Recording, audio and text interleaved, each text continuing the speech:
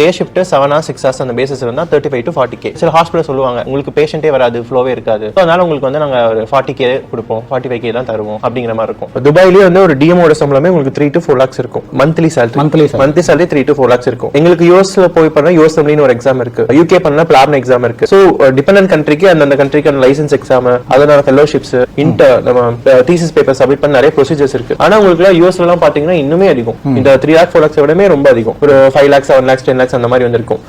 மாசமே உங்களுக்கு அந்த சம்பளம் இருக்கும். சோ நான் அவ்வளவு சம்பளம் அந்த மாதிரி வந்துமே கேட்கல. அங்கேயுமே ஒர்க்கிங் ஹார்ஸ், ஷெட்யூல், லேபர்ல எல்லாமே ப்ராப்பரா மெயின்டைன் ஆகும். இங்க வந்து அந்த மாதிரி எதுவுமே ரெகுலேஷன் ப்ராப்பரா இல்ல. எக்ஸ்ட்ரா பே வருங்கிறதுக்காக பார்க்கும்போது ஒரு 2 நாள் தூங்க வேலை பார்த்தா அவங்க கான்சியஸ்ல இருக்க முடியுமா? யாரா இருந்தாலுமே கஷ்டம் தான் அந்த கான்சியஸ்ல இருந்து வேலை பார்க்கறது. அப்புறம் தப்பு நடந்துச்சுன்னு சொல்லும்போது தப்பு நடந்துச்சுன்னா ஏன் நடந்துச்சுன்னு ஆராய்ச்சியும் பார்க்கணும்ல, எப்படி இருக்கு அப்படிங்கறது. டாக்டர்ஸோட ஃபிளாக்கு பின்னாடி அவங்க ஸ்ட்ரெஸ்டா ஒர்க் பண்றதும் ஒரு ரீசன். ஆமா, இப்ப ஐடி பீப்பிள்ஸ் வந்து ஸ்ட்ரெஸ்டா இருக்காங்க, சோ அவங்களுக்கு வந்து லீவ் வேணும், அவங்களுக்கு ப்ராப்பர் ஹாலிடேஸ் கொடுப்பாங்க. பிளஸ் வந்து அந்த ஸ்ட்ரெஸ் ரிலீவ் பண்றதுக்கான சில விஷயங்கள் எல்லாமே ஆக்டிவிட்டிஸ் இருக்கும், அவங்க வெளியே கூட்டிட்டு போவாங்க, அந்த மாதிரி வந்து அவுட்டிங் இந்த மாதிரிலாம் இருக்கும். ஈக்குவலன்ட் பிரஷர் வந்து டாக்டர்ஸ் ஃபீல்ட்லயுமே இருக்கு. ஈவன் அவங்க ஸ்ட்ரெஸ்ல இருந்தோம்னா we lose one life, அது திருப்பி கூட கொடுக்க முடியாது. சாதாரணமா ஒரு 15 to 20 லட்சம் ரூபாய் லோன் ரைஸ் பண்றான்.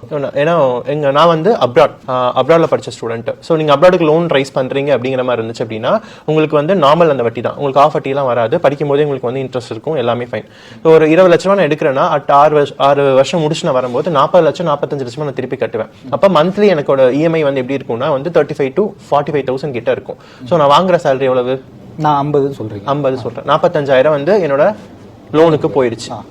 அப்ப பேலன்ஸ் எவ்வளவு இருக்கும்?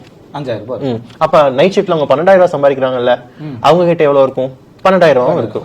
அப்ப யார் அதிகமா பெனிஃபிட்டா இருக்கா? சோ லோன் இது ஒரு லோன் சரி, நீங்க ப்ராப்பர்ட்டி வெளியே கடை வாங்குறீங்க இல்ல ப்ராப்பர்ட்டி வச்சு படிக்கிறீங்க. ஏன்னா எம்பிபிஎஸ் படிக்கிற எல்லாருமே வந்து they are not properly வந்து நல்ல ரிச்சா வந்து படிக்க மாட்டாங்க. நான் யாரெல்லாம் வந்து படிக்கலாம் பேசிஸ்னா நீங்க லோன் ரைஸ் பண்ணாம உங்களோட ப்ராப்பர்ட்டிஸ் எதுவுமே சேல் பண்ணாம நீங்க உங்க கையில இருந்து படிக்க வைக்க முடியும்னா தாராளமா பிரைவேட்ல நீங்க படிக்க வைக்கலாம். இப்ப நீங்க ஒரு டாக்டரா இருக்கேன், நான் ஒரு கார்ல வரேன் அப்படின்னா தான் என்ன சும்மா நீங்க ஒரு டூவீலர்ல போனா கூட டியூட்டிக்கு என்ன டாக்டர் சார் கார்ல வராம நீங்க டூ வீலர் வந்திருக்கீங்க, கார் ரிப்பேரான்னு கேட்பான். நிஜமா அவன் மிடில் கிளாஸ்ல படிச்சவன்ட்டு அவன்கிட்ட காரே இருக்காது.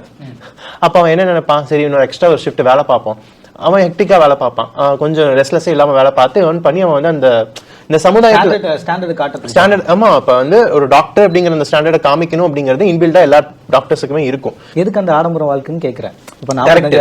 இப்ப உங்களுக்கு கமிட்மெண்ட் இருக்கும்போது நீங்க ஆடம்பரமா வாழாம என்ன சொல்லிட்டு இப்ப நீங்க நார்மலா வாழ்க்கை என்னன்னு சொல்லுவீங்க?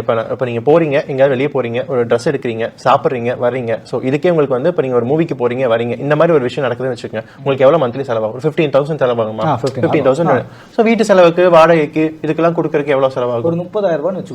ஓகே, ஒரு 10,000 ரூபாய் அவன் சேவிங்ஸ் பண்ணுவான். இப்ப மேரேஜ் பண்ற மாதிரி இருந்துச்சுன்னா 10 வருஷம் சேவிங் பண்ணி ஒரு மேரேஜ், இந்து மேரேஜ் ஒரு நார்மலா இல்லைன்னா வந்து ஒரு ஜென்ரலா ஒரு மேரேஜுக்கு வந்து ஒரு 10 lakhs செலவாகுமா?